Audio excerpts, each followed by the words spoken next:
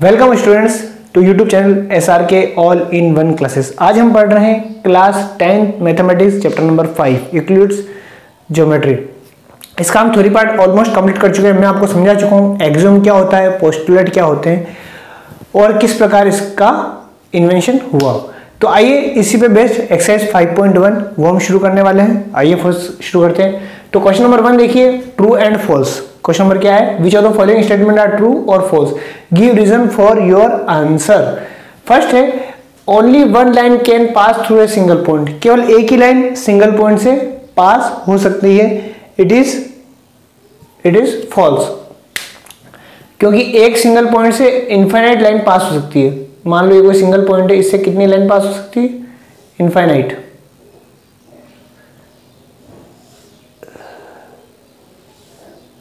ठीक है, तो इट इज फॉल्स। और give reason for your answer, it is by experiment और by our view. It is by seeing and by watching that only an infinite number of lines can pass through a single point. Second है, there are infinite number of lines which pass through two distinct points. There is also false, कोई distinct points है 1 और 2। और Euclid's के जो postulate number 1 है और या एक्सियोम 5.1 वो भी ये कहता है कि दो पॉइंट से केवल एक ही लाइन पास होगी। ठीक है, यहाँ से इनफाइनाइट नंबर ऑफ लाइन पास, दो पॉइंट अगर आपको दे दिए जाए, एक पॉइंट ये दे दिया और एक पॉइंट ये दे दिया, यहाँ से केवल सिंगल लाइन पास होगी। तो ये फर्स्ट वाला फॉल्स है, सेकंड वाला भी फॉल्स है। ठीक है, due to contradict of postulate 1। Third question देखिए, a terminate line can be produce indefinitely on both sides. ये तो ही है जो यूक्लिड्स ने बोला है। यस, इट इज ट्रू, ये ट्रू है जो as per Euclid's postulates. If two circles are equal then their radius are equal.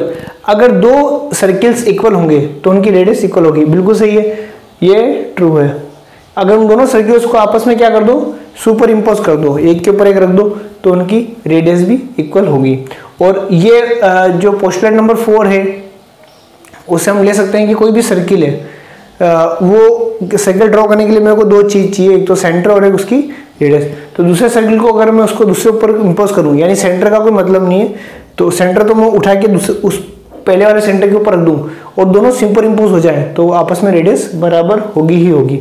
चलिए फिर देखते हैं, if AB is equal to PQ, AB PQ के इक्वल है और PQ जो है वो XY के इक्वल है, तो क्या AB XY इक्वल होंगे, मतलब ये इसके इक्वल है और ये इसके इक्वल है, तो क्या AB XY के इक्वल होगा। ठीक है, एक्सियोम यूक्लिड की एक्सियोम नंबर 1 देखिए, अगर कोई भी दो चीजें, मैंने आपको समझाया था पेन के माध्यम से, कोई भी दो चीजें अगर आपस में इक्वल हो, ठीक है, और कोई तीन चीजें अगर उनके इक्वल हो, कोई थर्ड चीज इन दो से इक्वल हो, तो वो दोनों भी आपस में इक्वल होगी। यानी कि ये हमारा एक्सियोम नंबर कौन सा, ये भी ट्रू है एज पर एक्सियोम नंबर 1। चलिए अब क्वेश्चन नंबर 2 बहुत सिंपल है, उसमें केवल डेफिनेशन लिखनी है, पैरेलल लाइंस क्या होती है, पॉइंट क्या होता है, लाइन क्या होती है, स्ट्रेट लाइन क्या होती है, आप इजीली लिख सकते हैं। ठीक है, इसलिए क्वेश्चन नंबर 3 देखिए, consider two postulates given below. दो पोस्टुलेट्स आपको दिए हैं।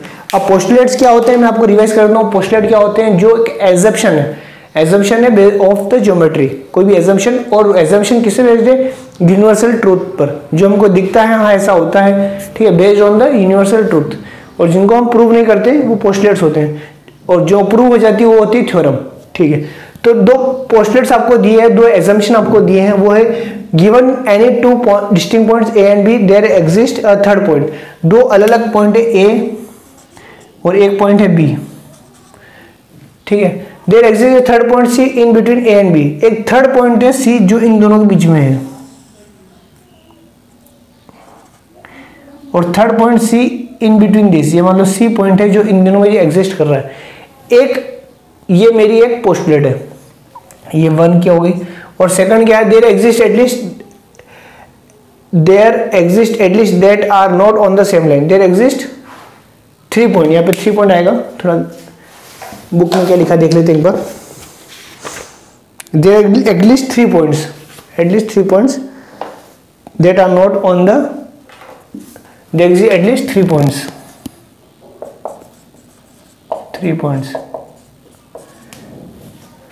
कोई 3 पॉइंट है जो सेम लाइन में नहीं है, सेकंड ए बी और कोई थर्ड पॉइंट है सी, ठीक है। ये सेकंड पोस्टुलेट के लिए डायग्राम बनाया, फर्स्ट पोस्टुलेट के लिए कोई ये दोनों 3 पॉइंट है जो सेम लाइन में नहीं है, they are exist at least 3 point. तो does this postulate contain any undefined terms, क्या इन पोस्टुलेट में कोई अनडिफाइंड टर्म है जो डिफाइन नहीं की हुई है? बिल्कुल है, जैसे पॉइंट है, कौन कौन से अनडिफाइंड टर्म है? पॉइंट हो सकता है, लाइन हो सकती है, क्योंकि हमें पॉइंट और लाइन नहीं पता, ठीक है। तो हम क्या एज्यूम कर रहे हैं, पॉइंट, लाइन, ये सब क्या है? अनडिफाइंड टर्म्स है, ठीक है। सेकंड देखते हैं, आर दिस पोस्टुलेट कंसिस्टेंट, क्या ये पोस्टुलेट्स कंसिस्टेंट हैं? ये अपने आप में कंसिस्टेंट है, मतलब ऐसा होता है। पोस्टुलेट क्या होते हैं, मैंने बताया था आपको, universal truth based on the postulates are the assumption that based on the universal truth. अगर कोई दिखता है, कुछ होता है ऐसा, हाँ ऐसा हो रहा है, तो हम उसको एजम्पशन मान लेते हैं या उसको पोस्टुलेट का नाम देते हैं। तो हाँ ऐसा दिख रहा है कि कोई 2 पॉइंट, उसमें थर्ड पॉइंट ऐसा हो सकता है एग्जिस्ट, ठीक है, जो उन दोनों के बीच में आता हो, उन दोनों, तो ठीक है ये एग्जिस्ट करता है। और ए और बी लाइन है और 3 पॉइंट आपस में से एक लाइन में नहीं हो सकते हैं, हो भी सकते हैं नहीं भी हो सकते, पर ऐसा लिया कि ऐसा कोई तीसरा पॉइंट है जो उस लाइन में नहीं है। देयर एग्जिस्ट एटलीस्ट कम से कम 3 point that are not on the same line, बिल्कुल ये भी एग्जिस्ट करता है या कंसिस्टेंट है। यस, हम इसका आंसर लेंगे yes, this postulate are consistent, ठीक है। Do they follow from Euclid's postulates, explain, नहीं, ये किसी भी हमारे जो यूक्लिड्स के जो पोस्टुलेट्स उसे किसी भी तरह से हम नहीं डिफाइन कर सकते। हाँ, यूक्लिड्स ने एग्जाम नंबर 5.1 जो है, एग्जाम 5.1 उसमें जरूर बोला है कि 2 पॉइंट से केवल एक लाइन ड्रॉ कर सकते हैं, तो उसे थोड़ा बहुत मैच करता है, बट ये यूक्लिड्स को पोस्टुलेट को फॉलो नहीं करता। तो ये इस प्रकार हमारा फर्स्ट और थर्ड क्वेश्चन लगता है। आगे दूसरा क्वेश्चन भी हम देखते हैं। इसके बाद हम क्वेश्चन नंबर 4 देखते हैं। If a point C lies between 2 points A and B such that AC is equal to B, then prove that AC is equal to half of AB, explain by drawing the figure, ठीक है। Question number 4, point C lies between 2 points A and B, कोई भी A B कोई point है A और B, इन दोनों में मैं लाइन ड्रॉ कर देता हूँ, ठीक है। और इन दोनों के बीच में कोई पॉइंट है C, वो इस प्रकार है कि AC is equal to BC, मतलब ये ऐसा दे रखा है AC is equal to BC, ये हमको गिवन है, क्या ये गिवन दे रखा है। तो प्रूव क्या करना है, AC is equal to half of AB।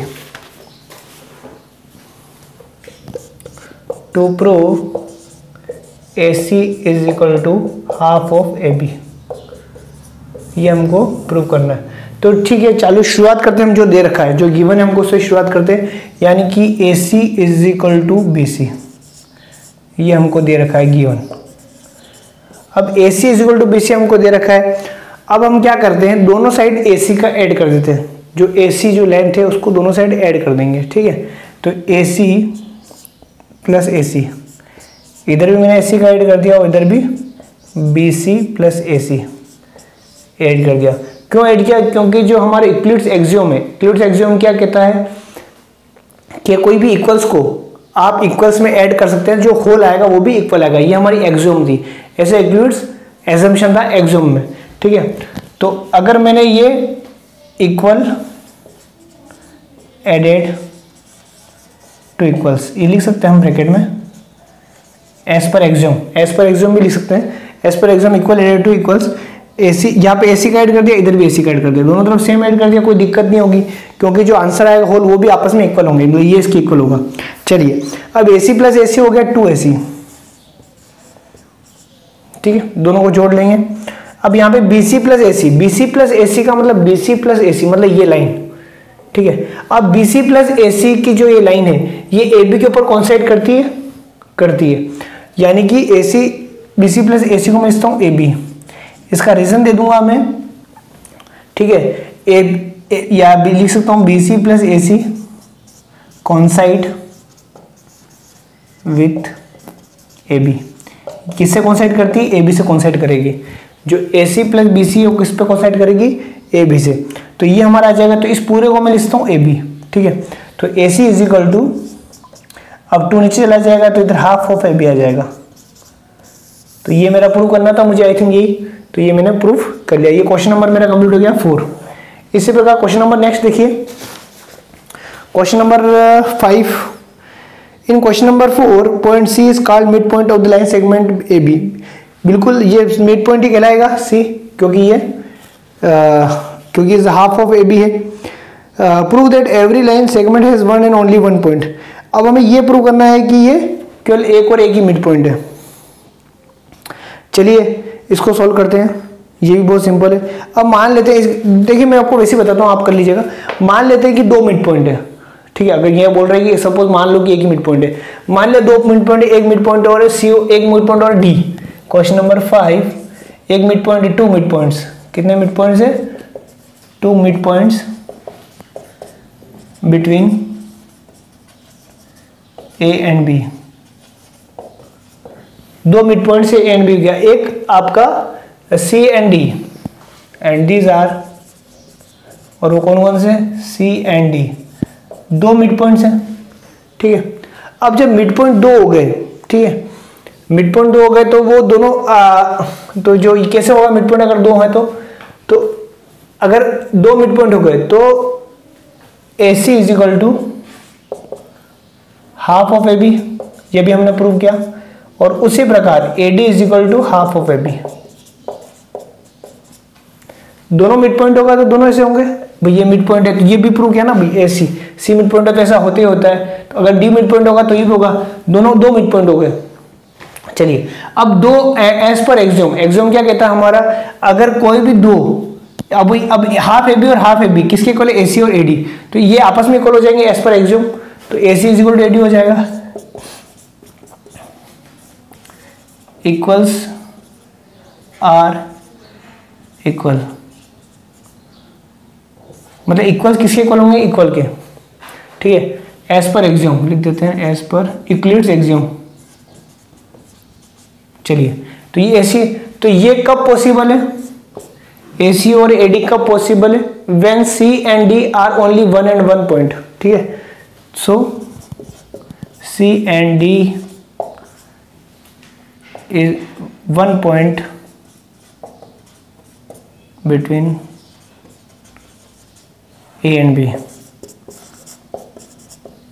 ये तभी पॉसिबल है सी और डी के लिए एक ही पॉइंट हो, ठीक है। तो यानी कि एक ही मिड पॉइंट हो सकता है, 2 मिड पॉइंट नहीं हो सकते। चलिए 4th कर सकते हैं, 5th कर लेंगे इस क्वेश्चन को। 6th भी बहुत सिंपल है, if AC is equal to BD then prove that AB is equal to CD। जो मैंने बताया इस प्रकार ही करना है आपको, जो दिया हुआ है equation AB is equal to CD, AB is equal to CD दिया है, दोनों में से आप BC माइनस कर लेंगे या BC प्लस कर लेंगे। AB is equal to CD दिया तो BC प्लस कर ले, ये AB is equal to CD दिया है, दोनों तरफ BC को प्लस कर लेंगे आप, ठीक है। तो AC is equal to BD आ जाएगा। प्रूव करना है AC is equal to BD दिया है हमें, AC is equal to BD दिया है हमें, क्या दिया है? AC is equal to BD। Question number 6 AC equal to BD दिया है, बहुत ही सिंपल है। फटाफट बताया तो मैं आपको थोड़ा सिस्टमेटिकली करिएगा। इसमें क्या करिएगा? AC is equal to BD, BC को दोनों तरफ माइनस कर लो। सेम चीज को मैं दोनों तरफ माइनस कर सकता हूँ, सबस्ट्रैक्ट तो होल भी इक्वल आएगा as per axiom include axiom. तो उससे क्या आ जाएगा? AB बिल्कुल सिंपल है, ये कर सकते हैं आप। 7th भी कर सकते हैं आप। तो मैं चाहूंगा ये 6th और 7th कर देते हैं। अब अगली एक्सरसाइज हम शुरू करने से पहले मैं थोड़ा आपको थ्योरी समझाता हूँ। 5th पोस्टुलेट, अगली एक्सरसाइज बहुत ही सिंपल है, एक्सरसाइज 5.2। इसमें क्या कह रहा है? कोई भी लाइन जो है अगर हमें गिवन है, कोई भी लाइन अगर गिवन है उसमें और कोई पॉइंट अगर हमें गिवन है तो उससे मैं केवल एक ही यूनिक लाइन खींच सकता हूँ और वो उसके पैरेलल होगी, ठीक है। एक्सरसाइज 5.2,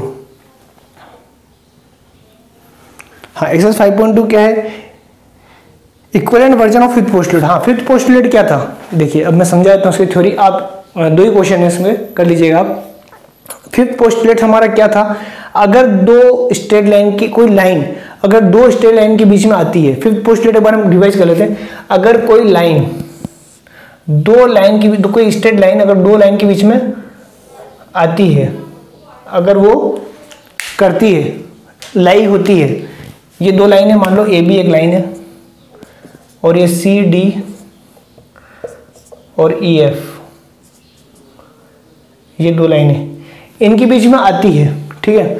तो उस साइड का जो उस साइड का सम जो right angle to right angle के सम से कम हो, टू राइट एंगल यानी 180 डिग्री, यानी कि ये साइड इधर एंगल और इस एंगल को सम करेंगे, इधर वाले एंगल को सम करेंगे तो दोनों का सम 180 से ज्यादा आ जाएगा, ठीक है, क्योंकि 180 से मतलब दोनों एंगल 90 से छोटे होने चाहिए, ठीक है, ये दोनों एंगल 90 से बड़े हैं तो सम करेंगे तो 180 से बड़ा आ जाएगा, ठीक है, तो दोनों एंगल का सम 180 से छोटा हो, उधर अगर दोनों को एक्सटेंड करूं मैं दोनों लाइन को तो कहीं ना कहीं मीट किसी ना किसी पॉइंट पर मीट करेगी।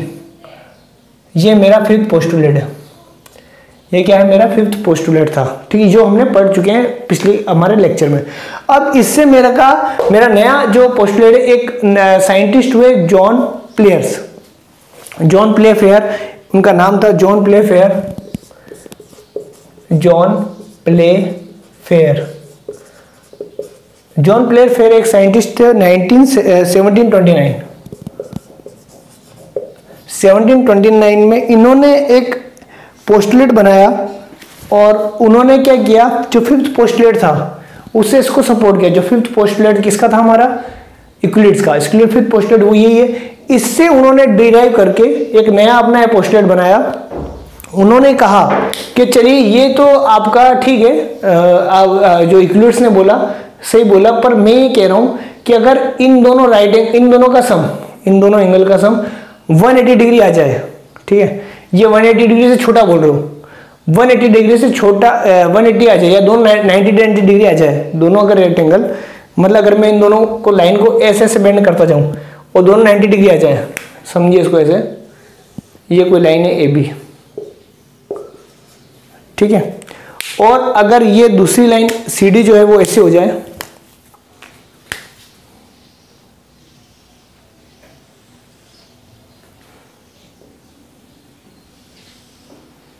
ठीक है, ये C, ये C, ये D, ये E और ये F, ठीक है, इन दोनों लाइन को इस प्रकार कर दिया जाए कि दोनों तरफ राइट एंगल बन जाए, ये भी 90 डिग्री, ये भी 90 डिग्री और इधर भी 90 डिग्री होगा, ये हम जानते हैं, ठीक है, ये क्या हो गया 90 डिग्री राइट एंगल। तो उसका कहना है कि ये अब इन लाइन को कितना भी एक्सटेंड कर दो, कितना भी आप इंडेफिनेटली एक्सटेंड कर दो, ये कभी नहीं मिलेगी, दे नेवर मीट। जो यूक्लिड्स ने कहा था कि उस तरफ जाओ जिधर दोनों एंगल का सम, दोनों सेम साइड इंटीरियर एंगल, दोनों सेम साइड इंटीरियर एंगल का सम अगर 180 से कम हो, यानी 290 डिग्री से, टू राइट एंगल से कम हो, उधर अगर दोनों लाइन को एक्सटेंड करूंगा तो कहीं ना कहीं वो मीट करेगी, कहीं ना कहीं मिलेगी वो। पर उसने कहा कि अगर ठीक है सम हो, मैं तो एग्जैक्ट 90 ले लेता हूँ या 180, दोनों का सम 180 होगा ये मान लेता हूँ, तो कभी भी मीट नहीं करेगी। अब दोनों का सम 180 मतलब एक 60 ले लो, एक 130 ले लो, एक 120 ले लो, तो भी कभी मीट नहीं करेगी, ऐसे चलती रहेगी। एक 130 ले लो और एक 50 ले लो, तो भी कभी मीट नहीं करेगी। मतलब दोनों का सम एग्जैक्ट अगर 180 ले लिया आपने तो कभी भी आपस में मिलेगी ही नहीं, कभी मीट ही नहीं करेगी।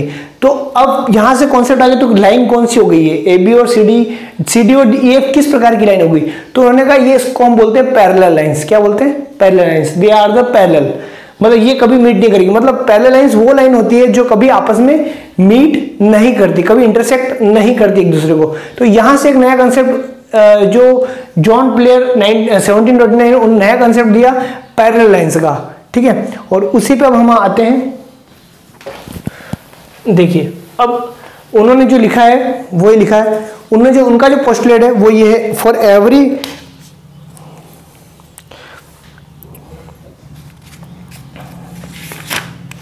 उनका कहना था कि कोई भी अगर लाइन है L, मान लीजिए लाइन L है, ठीक है, और एक पॉइंट है P, यहां पे एक पॉइंट P है, ठीक है।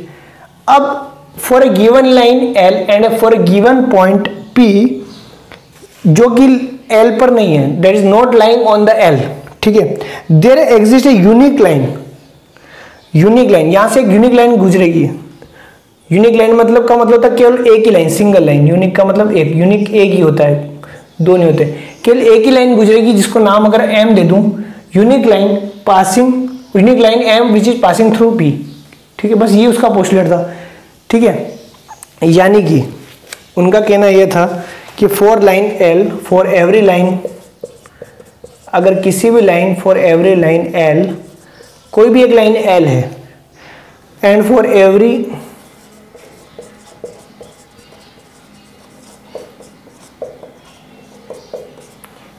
Every point P not lying on L,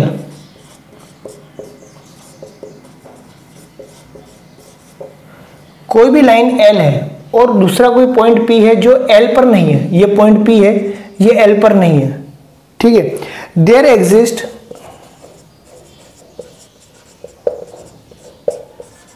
a unique line, there exists a unique line M passing through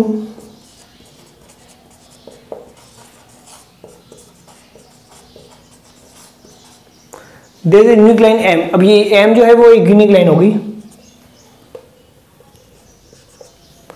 passing through P, through point P,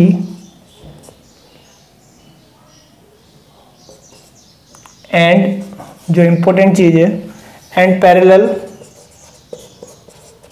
to L, ये सबसे इंपॉर्टेंट, ठीक है। यानी कि अगर मुझे कोई लाइन L दे दी जाए और एक ऐसा पॉइंट दे दीजिए P, X, Y, Z, कोई भी एक पॉइंट दे दिया जो कि लाइन उस लाइन पर लाइन नहीं करता, उस लाइन के ऊपर वो पॉइंट नहीं है, ये दो चीजें अगर मुझे दे दी जाए तो इस पॉइंट से एक ऐसी यूनिक लाइन मैं ड्रॉ कर सकता हूं जो इस लाइन के पैरेलल होगी और वो उस पॉइंट से होकर गुजरेगी, ठीक है, या उस पॉइंट से पास होगी जो पॉइंट मेरे को दिया गया है। तो इसी पे बेस हमारी थी और इसको हम वापस इससे सपोर्ट कर सकते हैं, किससे, यूक्लिड्स के फिफ्थ पोस्टुलेट से। तो ऐसा भी क्वेश्चन आएगा कि आपका ये पोस्टुलेट आ गया और आपको डिराइव करना है कि जॉन प्लेयर को ये सेटिस्फाई करो इसका पोस्टुलेट, तो हम कर सकते हैं इजीली। तो इस प्रकार हमारा ये चैप्टर खत्म होता है। थैंक यू, आई होप आपको अच्छे समझ में आएगा। अगर आपको फिर भी समझ में नहीं आता है आप कमेंट बॉक्स में लिख सकते हैं। आप सब्सक्राइब कीजिए मेरा चैनल, आपको 10th क्लास के इस प्रकार सारे वीडियोस आपको सारे चैप्टर वाइज मिलेंगे। Thank you very much.